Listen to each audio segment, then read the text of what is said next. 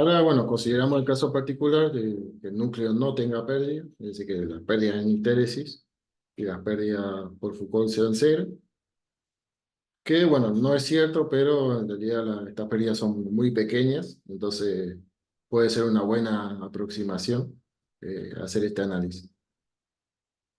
Entonces, si el núcleo magnético no tiene pérdidas y es despreciable, entonces la resistencia de la bobina, o sea, las pérdidas también del cobre o del conductor también es cero.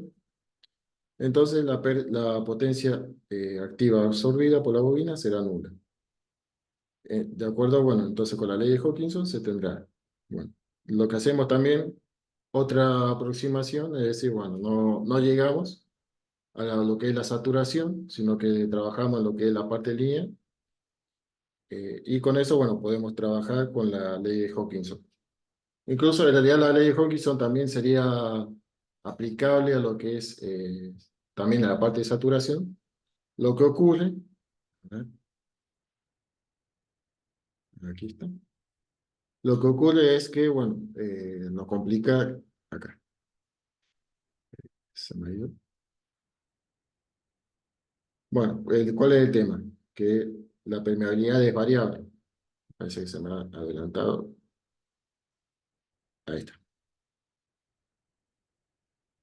ahí está. Entonces, ¿qué es lo que ocurre? Que la permeabilidad es variable. Bien, en el caso de que estemos en la parte de saturación, la permeabilidad ya depende del campo magnético aplicado. Entonces, bueno, ahí se nos complica el uso de esta ecuación. Que bueno, es más fácil de aplicar cuando estamos trabajando en la parte lineal. Pero bueno, para poder un poco simplificar el análisis, podemos considerar de que el mu es constante, entonces que estamos trabajando en la parte lineal. Por lo tanto, si el mu es constante, la reluctancia va a ser constante. Y bueno, eso nos simplifica un poco el análisis.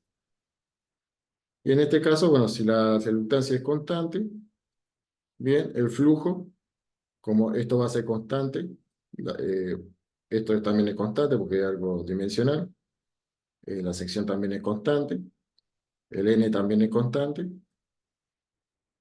por lo tanto, el flujo va a depender únicamente de la corriente de excitación, bien, va a ser proporcional, el flujo va a ser proporcional a la corriente de excitación.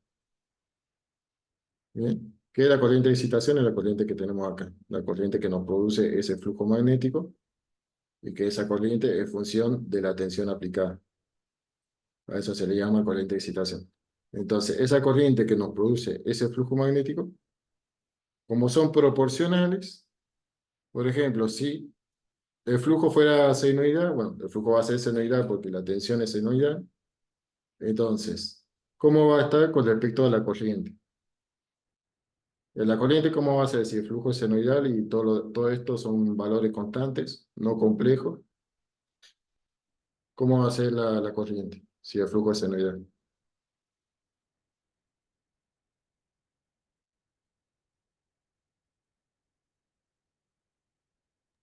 ¿Cómo sería la corriente si el flujo es senoidal? No, si todo esto es una constante, oye, todo eso sería K, podemos llamarle K, por ejemplo. Entonces lo único que nos quedaría I por K. Entonces, ¿cómo sería el flujo? EI, o cómo estaría si nosotros lo graficamos, ¿qué es lo que sería? Esto sería senoidal, entonces, ¿y qué es lo que sería?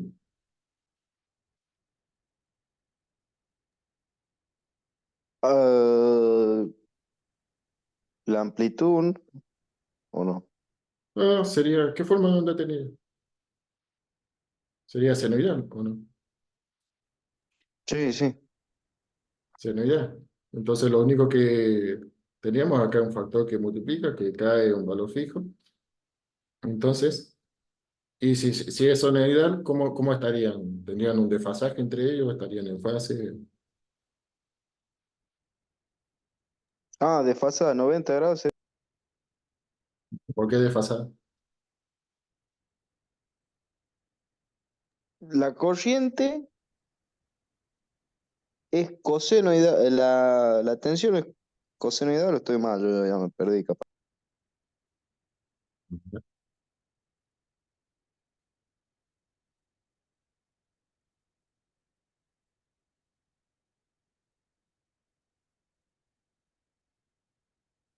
Bueno, acá lo tenemos el análisis.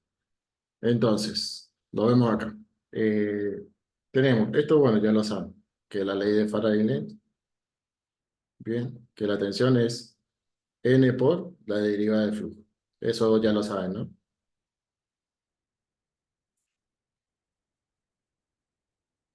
Bueno, entonces, y el flujo, dijimos, lo calculamos acá. Entonces, reemplazamos esa ecuación, la reemplazamos aquí, hacemos la derivada, entonces nos queda la derivada de la corriente. Bien, o sea, la tensión va a ser proporcional a la derivada del flujo o es proporcional a la derivada de la corriente. Bueno, de ahí es que podemos comparar estas dos ecuaciones. Acá, capaz que con una ecuación ya se ve un poco más.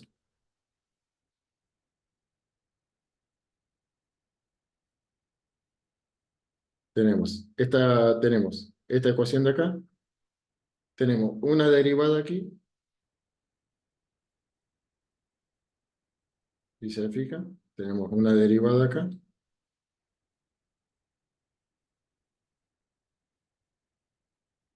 bien, n es constante, no depende, es algo fijo, mu dijimos que era constante, n es constante, la sección es constante, l es constante, bien, entonces si nosotros integráramos, nos queda que, entonces, si el flujo es senoidal, entonces la corriente de excitación también va a ser senoidal. Entonces, las dos están en fase. Y de aquí podemos comparar, incluso trabajando con lo que es el coeficiente de inducción, que, bueno, en otra unidad vamos a ver lo que es inducción y inducción mutua. De aquí podemos calcular la autoinducción, que va a ser en función de la permeabilidad, del número de espiras al cuadrado, la sección del conductor y la longitud. Y de aquí es que al comparar podemos obtener que el flujo entonces este, está en fase con la corriente.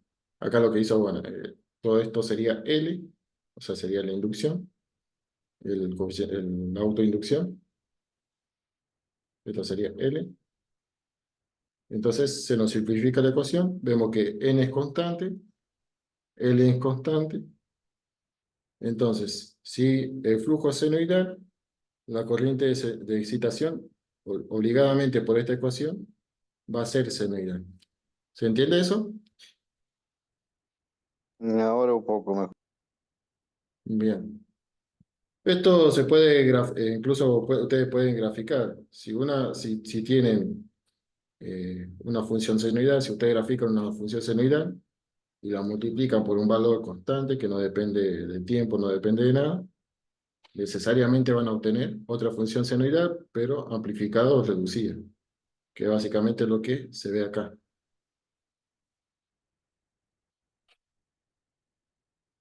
Bien.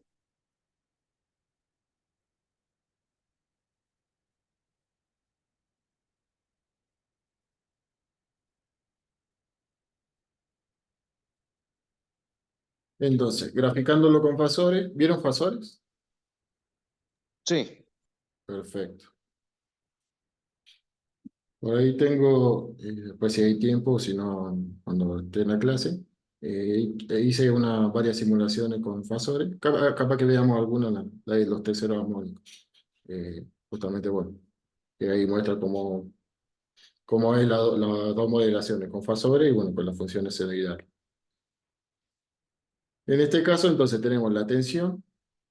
La tensión está, entonces, en este caso, acuérdense que esto gira así, que después lo vamos a ver ahí cuando veamos ese modelo. Por lo tanto, a eso se le llama que la tensión va a estar adelantada con respecto a la corriente, que eso se expresa en lo que es la ley de Faraday-Lenz. Y La corriente dijimos que está en fase con el flujo. Estos dos están en fase. Bien, en fase, ¿qué implica? Dibujarlo con fasores, es que los dos tienen la misma dirección y el mismo sentido. Nos Bueno, vemos. nos Que ande vemos, bien. que ande Nos bien. vemos. Chau, chau. Chao, chao.